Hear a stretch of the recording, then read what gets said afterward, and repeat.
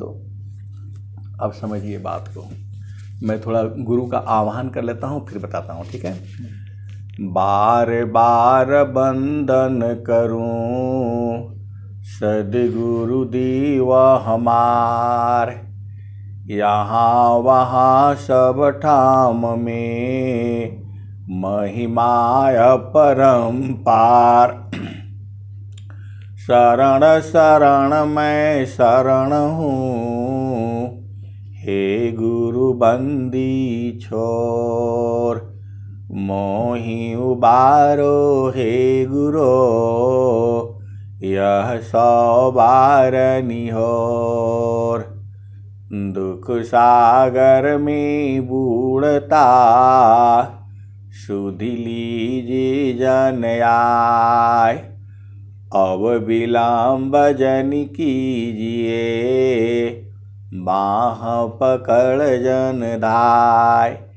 ये हंसा और हंसनी जो सद्गुरु है वह विश्व का गुरु है, सबका गुरु है।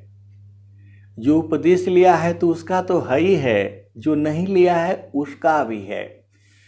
अब यहाँ पर भेद को बूझिए। यह संसार जो है यह काल का देश है, मन का देश है, माया का देश है और निरंजन का देश है। मन का देश कैसा है? सब दुनिया जो इस धरती पर है अपना मन के हिसाब से कर रहा है, कोई समझाने से भी नहीं मानता है, जो उसका मन में आता है वही करता है। अब यहाँ पर थोड़ा सा आपको भेद को समझना होगा। जो कबीर साहब हैं वह नित्य अनादि गुरु हैं और हर युग में आते हैं और वह कहते भी हैं, जुगाना जुगाना हमा आई चेताया हो, कोई कोई हंस मारा हो, कह कबीरता को पहुँचाऊं, परम पुरुष दरबारा हो। तो ये हंसा और हंसनी आप भेद को बूझिए। जब कोई भी हम साधना करते हैं तो शरीर को जो है स्थिर रखना पड़ता है। उसको क्या कहा गया है? आसन स्थिरा शांत दृढ़ा, हिले दूमी नहीं दे, बैठो मान मथ मारी करा, सुमिर पुरुष विदे। तो जो है आसन स्थिर करके बैठना है। तो जो पेशाब करने का रास्ता है, लैट्रिन करने का रास्ता है, दोनों का बीच का जो जगह है उसमें शरीर का 72 करोड़ नस नाड़ियों का संगम है। तो उसमें जो है बाएं पैर का एड़ी उसी के बीच में रखना है, उसके ऊपर स्थिर करना है और दूसरा वाला सीधा ले आकर के इसके ऊपर रख देना है। तो ये जो है सिद्धासन हो जाता है। तो सिद्धासन में बैठ करके और जो है प्रभु को सुमिरन करना है। जो हमारे देश के ऋषि महर्षि जो कबीर साहब का जो ज्ञान है, लोग ऐसे ही उसका हंसी मजाक उड़ा देते हैं, वो लोग नहीं समझते हैं। तो कबीर साहब कहते हैं कि मैं हर युग में आया हूँ और अपने हंसों को चेताता हूँ। हंस का मतलब जो प्रेमी होता है, जो मरहमी होता है, जो वह परमात्मा को जानना चाहता है। परमात्मा को जानना इतना आसान काम नहीं है, लेकिन इतना मुश्किल काम भी नहीं है। आपको गुरु मिलना चाहिए और गुरु कबीर साहब हैं ही हैं। आप इस बात को समझिए। चुंबक लोहे ही प्रीति है, लोहाली तो उठाए, ऐसा शब्द कबीर का, काल से ली त छुड़ाए। आप भेद को समझिए। जो चुंबक जो है वह लोहा को प्रेम करता है। जहाँ भी चुंबक रहेगा तो लोहा उसके नज़दीक आते ही खिंच जाएगा, उसमें चिपक जाएगा। वैसे ही जो कबीर का जो शब्द है, कबीर साहब की जो वाणियाँ हैं, जो शब्द है, तो जो हंस और हंसनी है, जब वह सुनता है तो उसके साथ आ करके चिपक जाता है। मतलब क्या है, कबीर साहब जो है हर जीव से प्रेम करते हैं। यही नहीं कि मानव ही है, वह हर जीव से प्रेम करते हैं। तो मानव जो शरीर मिला है, आपको इसी शरीर से परमात्मा को पाना है। और यह शरीर दुर्लभ है। आपको पता है एक बार मानव शरीर मिलता है, फिर वह दोबारा नहीं मिलता है। जो बोलते हैं जो पत्ता है वह पेड़ से अलग होने के बाद फिर दोबारा नहीं लगता है। तो इसीलिए आप भेद समझिए। क्या कहते हैं? पारण टूटी कभी न जूटी, गुरु से बिछुड़ा ना मिले।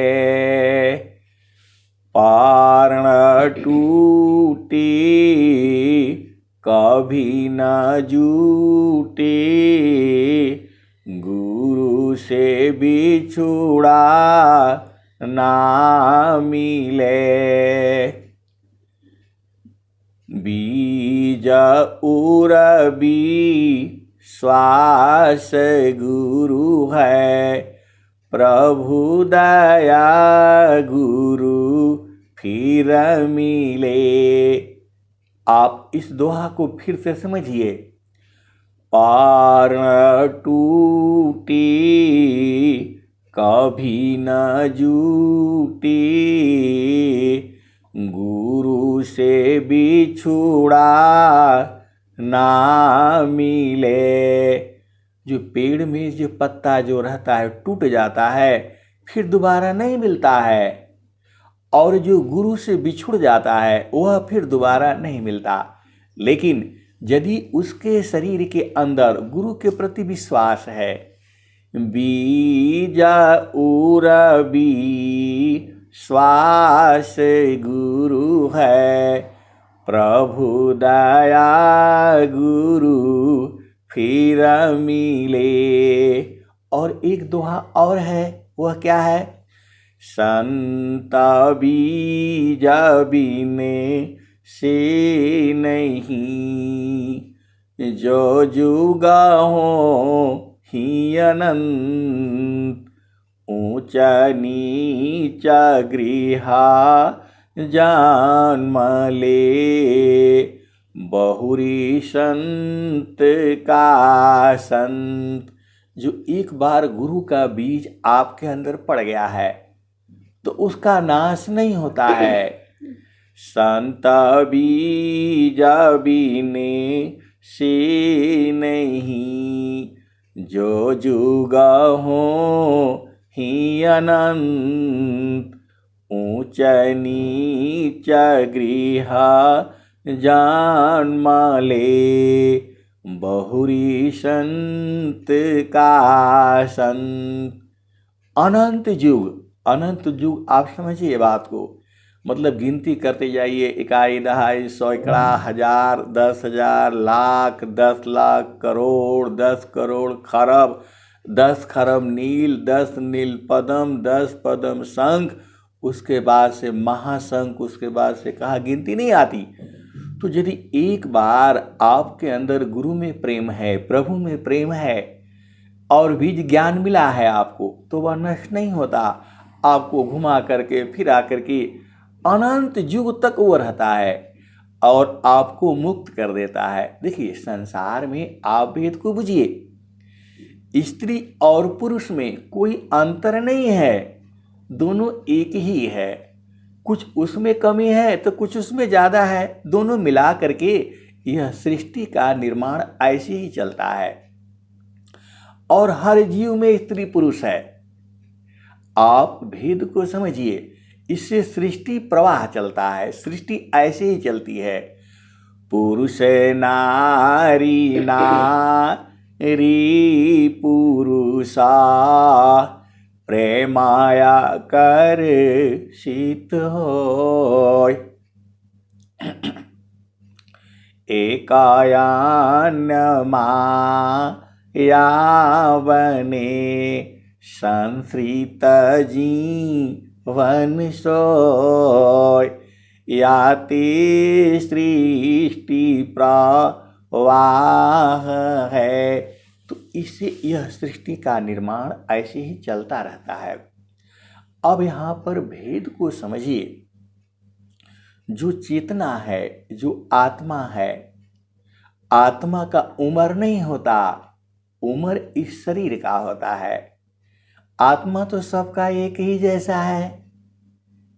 वह चींटी में भी वही है, हाथी में भी वही है और मनुष्य में भी वही है। आत्मा का उम्र नहीं होता, उम्र इस शरीर का है। और यह भी बूझिए, आत्मा किसी का पिता पुत्र नहीं होता, यह शरीर का संबंध है। पिता पुत्रया तम नहीं, यह जड़ दीह संबंध। आप भेद को बूझिए। आत्मा तो मरती नहीं है, कभी खत्म नहीं होती। तो आत्मा किसी का पिता पुत्र नहीं है, यह शरीर का संबंध है आपका। आप सोचते हो मेरा बेटा है, मेरी बेटी, ऐसा है नहीं। यह शरीर आप उसका आपके द्वारा है, माता पिता के द्वारा वह शरीर है उसका। आत्मा से किसी का कोई संबंध नहीं है। आप भेद को समझिए। यह संत वाणी है, यह कबीर साहब की वाणी है। आप लोग बहुत से सुना होगा प्रवचन, ऐसा नहीं मिलेगा, क्योंकि उनका जो वो सब अलग चीज है। अब यहाँ पर आप भेद को समझिए। जब ये चेतना इस शरीर से बाहर निकलती है तो यह शरीर तो यहीं छूट जाता है। आपको समझिए, यह 5 तत्व की शरीर है। और आपको मालूम है, क्षितिजल पावक गगन समीरा पंच तत्वया अधम शरीरा। देखिए, सबका शरीर जो है एक ही जैसा है। यह 5 तत्व का बना है और एक तत्व में 5 जो है और प्रकार होता है। ये सारा जो शरीर का जो है बोलता है लार पोटा नाक वो मल मूत्र, इन्हीं सबों का बनता है। उन्हीं 5 तत्वों में 5 और है, तो यह 25 हो जाता है। 5 तत्व और 25 प्रकृति हो जाती है। ये हो गया। और इस शरीर में 9 द्वार है। आपको ऐसा कोई नहीं बताएगा, किसी के पास है नहीं तो कहाँ बताएगा। ये तो कबीर साहब का ज्ञान है जो है। तो इस शरीर, आपको शरीर कैसे बना है? 5 तत्व का और 25 प्रकृति है, उसी का हो गया। और 9 द्वार है। अब 9 द्वार देख लिए, 2 कान है, 2 नाक है, 2 छिद्र यहाँ हो गया, 2 इधर हो गया, कितने 4 हो गया। मुख हो गया, 5 हो गया। 1 2 3 4, न फिर से समझिए। 2 कान हो गया, 2 आँख हो गया और 2 नाक हो गया और 1 मुख हो गया। ये 7 द्वार ऊपर को हो गया।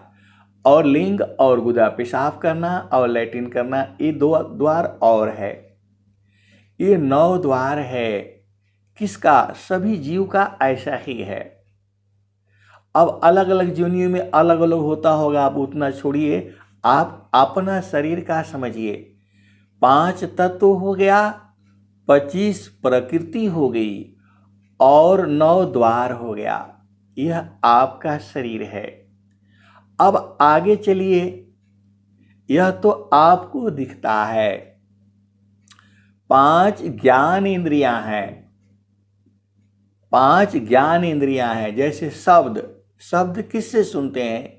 कान से सुनते हैं। थोड़ा कठिन है लेकिन इसको दोबारा बार बार रिपीट करके सुन लीजिएगा, समझ में आ जाएगा। शब्द किससे सुनते हैं? कान से सुनते हैं।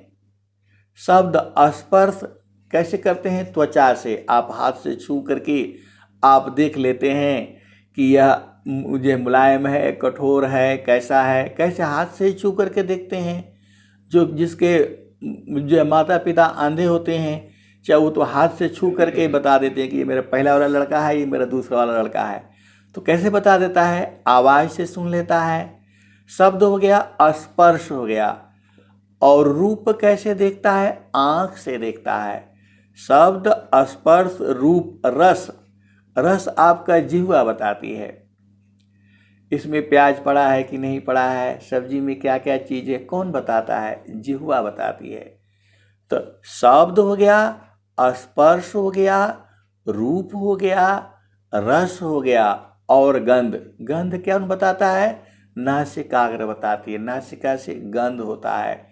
कोई चीज़ आप सब्जी बना रहे हो तो यहीं से बैठ करके आपका नाक बता देती है कि दाल पक गई है, सीटी आ गई है, उसका खुशबू आ रहा है। यह कौन बता देता है? नाक बता देती है। वो देखने नहीं जाती, वो 3-4 सीटी मार दिया तो उसको खुशबू आ जाता है। चावल का भी खुशबू हो जाता है, सब्जी का भी खुशबू हो जाता है। कहीं आप बैठे रहें तो वहाँ जलने की आवाज़ आ जाती है कि नहीं फलाने के घर में जो है ना चाय जल रही है, खुशबू आ रही है। वो कौन बता देता है? नाक। आप देखने तो नहीं जाते हैं। तो शब्द हो गया, स्पर्श हो गया, रूप हो गया, रस हो गया, गंध हो गया। आप कहीं आप जो है ना जाते हो, कोई चाय पिला देता है तो उसमें अदरक है, इलायची है, कैसे आप पता कर लेते हो? वो आप तो देखा नहीं क्या क्या डाला है, लेकिन जिह्वा उसको टेस्ट लेती है तो बता देता है हाँ इसमें इलायची भी है, वो भी है, ये भी है, वो भी है। इससे ज्ञान होता है। ये 5 ज्ञान इंद्रियां हैं और 5 कर्म इंद्रियां भी हैं। हाथ, पाँव, लिंग, गुदा और मुख, ये 5 ज्ञान इंद्रियां हैं। किसके साथ? आपके साथ लगी हुई हैं। आप फिर से बुझिए, 5 तत्व की शरीर और फिर एक में 5 तत्व और है। निद्रा, जमाई सारे सब उसी में है, लैट्रिन पेशाब सब उसी में आ जाता है। तो 5 तत्व 25 प्रकृति हो गई, 9 द्वार हो गया, 5 ज्ञान इंद्रियां हो गई और 5 कर्म इंद्रियां हो गया। कर्म इंद्रियां फिर से सुन लीजिए, हाथ, पाँव, मुख, लिंग और गुदा। इससे आप संसार का काम करते हैं, ये हो गया। और 4 अंतःकरण भी हैं जो आपको दिखता नहीं है। एक मन है और एक बुद्धि है और एक चित्त है और एक अहंकार है। थोड़ा विषय लंबा हो रहा होगा लेकिन फिर भी समझिए, 4 अंतःकरण है। कौन कौन? मन, मन के ऊपर बुद्धि है। आप कोई काम करते हो तो मन कहता है ये काम करना है, तो बुद्धि कहती है कि नहीं ये नहीं हो सकता है, इसमें ऐसा है, वैसा है, वैसा है। वो बुद्धि बताती है। सपोज एक सिंपल उदाहरण समझिए, आपका घर में जो है ना चावल बनाना है, अब चावल है नहीं, आदेश तो हो गया कि मालिक बता दिया कि पापा ने बोल दिया चावल बनाओ, बोला वो बोल देगा कि हाँ बनाते हैं। फिर वो देखेगा, बोलेगा नहीं नहीं है नहीं, बुद्धि बोलेगी नहीं है, विचार करेगा ठीक है तो उधार लाओ, खरीद कर लाओ, जो भी है अपना जुगाड़ करेगा। तो वो बुद्धि करती है, मन के ऊपर बुद्धि है। मन हो गया, बुद्धि हो गया, चित्त क्या है? आपने बचपन से अभी तक जो भी काम किया है वह आपके चित्त के अंदर लिखा हुआ है। आप देख लीजिए, कोई बोलता है कि आप झूठ बोल रहे, वो सब नहीं चलेगा। आप अपना देखिए, आपने बचपन से अभी तक सही किया है, भरा किया है, किसी को मारा है, पीटा है, चोरी किया है, झूठ बोला है, आपका चित्त में है। मैं भी देख सकता हूँ जब आप उस वहाँ पर पहुँच जाएंगे तब। तो अपना तो देखिए आपके पास सही है, जो भी आप जिस चीज़ का जो है ना टेस्ट लिया है उसके अंदर में है। कभी आपको कोई जो है चीज़ खिला देता है, फिर सोचते हैं यार क्या क्या कौन सा स्वाद आ रहा, तो बताओ इसमें तो अदरक भी पड़ा है, इसमें मेथी भी पड़ी है। कौन बताता है? आपका चित्त के अंदर है। जो भी आप किसी का आवाज़ सुन लेते हो तो फौरन से अरे ये तो फलाने आदमी लग रहा है, आप देखते रहते हो। किसी को दूर से देखते हो तो लगता है वही आदमी आ रहा है, वही आदमी, हाँ वही। वो कौन करता है? चित्त के साथ मिलान करता है। तो आपके चित्त के अंदर इस जन्म का तो है ही, अनेक जन्मों का भी संस्कार है। तो मन हो गया, समझ में आ गया। कोई भी काम को चालू करने के लिए पहले मन कहता है और बुद्धि उसको निश्चय करती है। अब जैसे सुबह उठना है 4 बजे, तो मन तो कहता है 4 बजे उठ जाएंगे, और बुद्धि कहती है कि नहीं उठ पाओगे, ये भी काम करना है, वो भी काम करना है। और फिर बुद्धि कहती है नहीं नहीं उठोगे तो तेरा ट्रेन छूट जाएगा, तुम उठो। तो फटाक से उड़ जाता है। तो मन हो गया, बुद्धि हो गया, चित्त हो गया। चित्त में आपका जो भी किया है आपने, वो सब आपके चित्त के अंदर संचित है। सब कुछ है, आवाज भी है, रूप भी है, रस भी है, गंध भी है, स्पर्श भी है। वह चित्त के अंदर आप देखिए सब कुछ है। आप सोचते हैं कि हम सोचते हैं अरे भगवान के यहाँ जाएंगे, झूठ बोल देंगे, कौन देख रहा है? नहीं, आप अपना देखिए। आप जब देख सकते हो तो उसी कंप्यूटर का ये भी पार्ट है जो है, तो वो देख लेता है। मन हो गया, बुद्धि हो गया, चित्त हो गया, और अहंकार। अहंकार क्या है? आप इस भेद को समझिए। अहंकार क्या है? अहंकार जो है, ये जो जो चीजें हैं, आत्मा जो है शरीर को ही मान रखा है कि मैं ही हूँ, मैं तो बड़ा रूपवान हूँ, मैं तो बड़ा पैसे वाला हूँ, मैं तो बड़ा धनी हूँ, मेरे समान तो कोई है नहीं। यह सबका आत्मा एक ही जैसी है। लेकिन जो वो कहता है कि मेरे पास तो ज़्यादा पैसा है, आप कहाँ से हो, मेरे आगे तो आप एक कुछ भी नहीं हो, ये अहम है, यह उसका अहमपना है। आप गरीब हो, आप अमीर हो, यह छोटी जाति है, ऊंची जात है, मैं पुरुष हूँ, मैं लड़का हूँ, मैं लड़की हूँ, ये जो भाव है यह शरीर का है। आत्मा का स्त्री पुरुष नहीं है। आत्मा ही स्त्रिया पुरुष है, आत्मा नपुंसक जान। आत्मा अपनी कर्मा बासा विविधादि हनिर्माण। आत्मा ही स्त्रिया पुरुष है, आत्मन पुंसक जान। जो आत्मा है वही स्त्री है और पुरुष भी है, और वही नपुंसक भी है। आत्मा ही स्त्रिया पुरुष है, आत्मन पुंसक जान। आत्मा अपनी कर्मा बसा विविधादि हनिर्माण। तो जैसा आपने मांगा प्रभु से, आप स्त्री मांगा तो आपको स्त्री मिला, और जो पुरुष मांगा तो उसको पुरुष मिला। जो जैसा आप चाहते हैं वही वह परमात्मा देता है। ऐसा क्यों है? देखिए, एक माँ के 4 बच्चे हैं, तो जो बच्चा जो मांगता है माँ उसको वही देती है। तो वैसे ही ईश्वर भी आपको वही देता है जो आप मांगते हैं। उसी हिसाब से आप भाव से समझ लीजिए कि स्त्री पुरुष जो है इसी तरह से मिलता है। अब आइए, अब यहाँ पर भेद को बूझिए। देखिए, ये विषय बहुत बड़ा लंबा है, अनंत विषय। अनंत मतलब कोई अंत ही नहीं है। गुरु का महिमा, ज्ञान की महिमा, ये हम करते करते थक जाएंगे।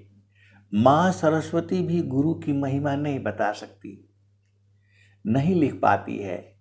क्योंकि गुरु अनंत है। जो कबीर साहब हैं उनकी महिमा कोई नहीं लिख सकता है, अनंत हैं वो। तो हम लोग तो एक साधारण जीव है, कितना कहेंगे। हमारे पहले भी अनेक युगों में ऋषि महर्षि सब जो है न कहे हैं गुरु की महिमा, पहले भी गाई गई है, अभी भी गाई जा रही है और आने वाले युगों युगों तक गाई जाएगी।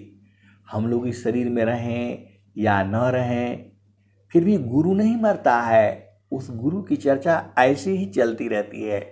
जो भी आप देखिए, कबीर साहब का पूरा संसार में है, पूरा पंजाबी में पूरा कबीर साहब है, पूरा जो है ना आपका गुजराती में कबीर साहब है, बंगाली में भी कबीर साहब है, एमपी में भी चलता है, उधर भी कबीर साहब की महिमा है, राजस्थानी में भी कबीर साहब। कौन सा बताइए जहाँ शास्त्र है जहाँ कबीर साहब की चर्चा नहीं है।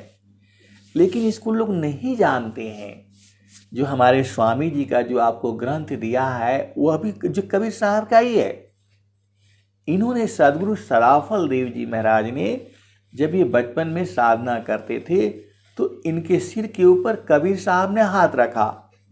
उन्होंने लिखा भी है, बालापन अभ्यास में मम सिर अंगुल राख, तब महिमा जाना नहीं, अन्य कवन दूं साख। तो कबीर साहब का ही ज्ञान स्वामी जी को मिला हुआ है। हमारे सदगुरु सराफल देव जी महाराज की गुरु जो है कबीर साहब हैं। अब आप भेद को बूझिए। अब इस शरीर ये हो गया, अब इस शरीर से निकलने का युक्ति क्या है, वही कबीर साहब बताते हैं हर भजन में और हर इसमें यही है। तो आप लोग जो है इसको अभ्यास करना है। तो साधना, देखिए साधना ऐसे ही किया जाता है बैठ करके। और ये नासिकाग्र का जो अग्र भाग है, यहाँ देखिए हम उपदेष्टा नहीं है, वो लोग उपदेश करने वाले अलग हैं, वो आपको बताएंगे। लेकिन मैं आपको समझा देता हूँ, बस मैं इतना बता देता हूँ कि यहाँ प्राइमरी स्कूल यहाँ है, इंटर का यहाँ है, लड़कियों वाला उधर है, बीटेक वाला इधर है, इंजीनियरिंग वाला उधर है, जो है मैं केवल उतना ही बता दूंगा। पढ़ना आपका काम है। तो यहाँ पर जो है मन को जो है आधा खुली आँख से और आधा बंद आँख से यहाँ देखना है। और आप डेली जब भी आपको मौका मिलता है सुबह और शाम में जो है थोड़ा बैठ करके साधना करना है। और जो पुस्तक है वह स्वरवेद थोड़ा पढ़ना है। कबीर साहब के भजन गाने हैं। देखिए भजन बहुत तरह का है। एक भजन वो भी है कि जो है न पानी भरूंगी अकेले वहाँ आ जाना, वो सब भजन नहीं है। भजन वो है जो आपको चिंता करे, संसार से ऊपर को उठाए, जो आपको बोध कराए, वो भजन है। भजन दो तीन कई तरह का है। एक सांसारिक भजन भी है। आपको चेतन ज्ञान लेना है, जड़ ज्ञान नहीं, जिस ज्ञान से आपका चेतना संसार में फंसती है। देखिए संसार में सुख है लेकिन क्षणिक सुख है, थोड़ा देर सुख होगा फिर दुख होगा। लेकिन वह सच्चा सुख जो है सदगुरु के पास है, वह कबीर साहब के पास है। और उसको जब आप जो है ना जान जाएंगे तो संसार का ये कुछ है ही नहीं। संसार का कैसा है, सीका बुंदा समा जगत सुखा, कासा समुंदर जान, परमानंद को किमी कहूँ, साक्य वचन नहीं ज्ञान। देखिए समुद्र में जो जल है वो नीम का सींक उसमें डुबाइए, कितना सा आता है जल, और हाथ पर लीजिए वो फैल जाता है और थोड़ी देर के बाद सूख जाता है। ऐसे ही संसार का सुख इतना ही है, पति पत्नी का सुख इतना ही है, उससे अधिक नहीं है। आपको पता ही है तीनों लोक की संपत्ति भी आपको मिल जाए तो भी आप सुखी नहीं रहेंगे। तीन लोक की संपदा आय बसी घर माय, तब हूँ मानसी तल नहीं, और मिलन मन माय। तो ये मन जो है जीव का परम शत्रु है। यही जीव को उलझा उलझा करके रखता है, और जो हम कर्म करते हैं वही हमको दोबारा मिलता है। इसलिए जो हमारा कर्म है, देखिए कोई कितना भी बड़ा अमीर से अमीर हो, चाहे कुछ भी हो, पैसे वाला हो, कुछ भी हो, वह पूरा हमने हिसाब किताब लगाया, पूरे साल में 5 बोरा से अधिक नहीं खाएगा वो। आप लोग गुड़ा भाग करके देख लीजिएगा। और वह भी जो है करोड़ों बोरी रखा है वो भी परेशान है। तो इस संसार में ज़्यादा नहीं परेशान होना है, जो मिलता है आराम से सुखपूर्वक खाइए और सुखी रहिए, बस वही है इसका सारा सिद्धांत। अब आज के लिए तो इतना ही है, बहुत ज़्यादा हो जाएगा, मैं तो पूरे रात सुनाऊंगा, आप लोग जो है सो जाएंगे। वह बंद नहीं होगा, क्योंकि ज्ञान अनंत है।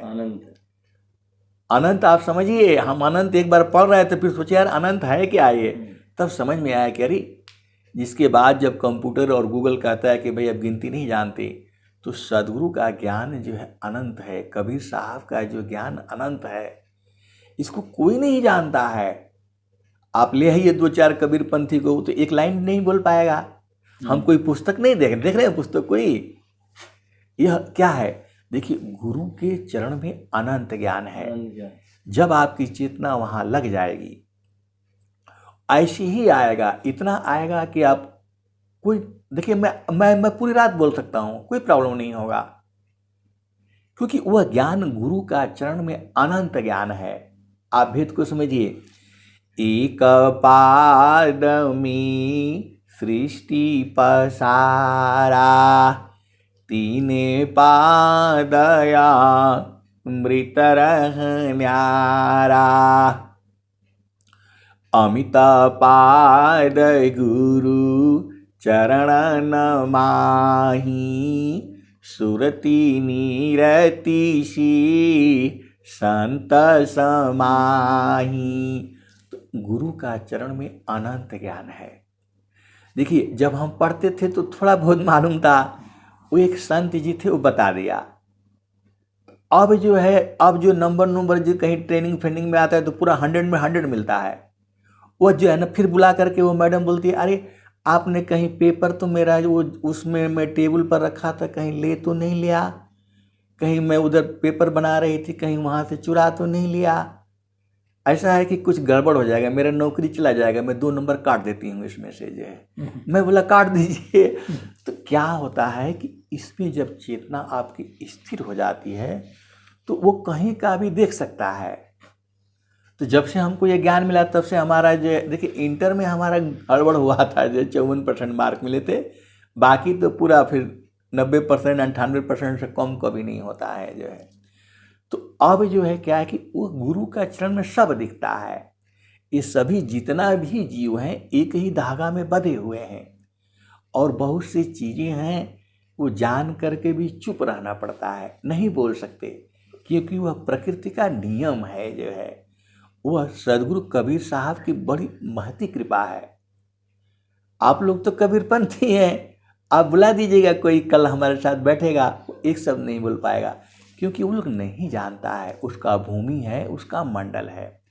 अब इस शरीर में बुझ जाइए, इस शरीर में मन को जो है रोका जाता है, यहाँ पर रोका जाता है। फिर इसके शरीर में एक त्रिवेणी है, उसमें इसको मन को स्नान कराया जाता है। स्नान कराने के बाद शुद्ध हो जाता है। फिर इसमें अनहद सुनाया जाता है, जो है ना क्या बोलते हैं, ढंप है, झांझ है, मृदंग है, दुनिया भर का वाद्य यंत्र है इस शरीर के अंदर, और वह सुनाई देता है, आपको भी सुनाई देगा। तो इसको साधना करना है, पहला भूमिका, दूसरा भूमिका, तीसरा भूमिका, ये सब प्रकृति का है, संसार का है। इसके ऊपर चलने का वही कबीर साहब का शब्द है, सत्य नाम है, शब्द है। यह संसार काल का देशा, यह संसार काल का देश है, आपन घर नहीं भूल अंदेशा। आपका घर यहाँ नहीं है, आप यहाँ घर बना लिए, मकान बना लिए, ये थोड़ा आपका साथ जाएगा, नहीं जाएगा, ये छूट जाएगा। तो वह अलग अलग चीज़ें हैं। बहुत बड़ा ज्ञान है कबीर साहब का जो है, कोई दुनिया नहीं जानता। देखिए, हम आपको कोई ठगने के लिए थोड़ा वहाँ आए हैं कि नहीं पैसा लेना, पैसा तो कुछ है नहीं, ये तो फ्री में ही मिल रहा है जो है। और ऐसा कुछ नहीं है, बहुत सी चीज़ें हैं। अब बहुत से संत महात्मा आपको मिलेंगे, सब दुनिया भर का शास्त्र, ये सब हम लोगों को पढ़ने का जरूरत नहीं है। जहाँ बैठा देंगे और गुरु के साथ उसमें लगो, और जो चाहो जो पूछेंगे सब प्रश्न का आपको उत्तर मिलेगा, और एकदम सही मिलेगा आज है। तो यही सब है। तो अब आप लोग जो है ना डेली उसको जो है ना क्या बोलते हैं, सत्संग को जय सुना करिए और थोड़ा देर तक बैठा करिए। ऐसे जो है ना जब भी आपको टाइम मिलता है। फोटो कर दिया ना। हाँ, बस हो गया। अब मैं यहीं पर वाणी विराम देता हूँ, फिर बताऊंगा आपको, कल भी बताऊंगा, जब जब आपको मिलेगा तब तक मैं बताता रहूँगा। नहीं, आप 15 प्रेम से बोलिए सद्गुरुदेव भगवान की जय।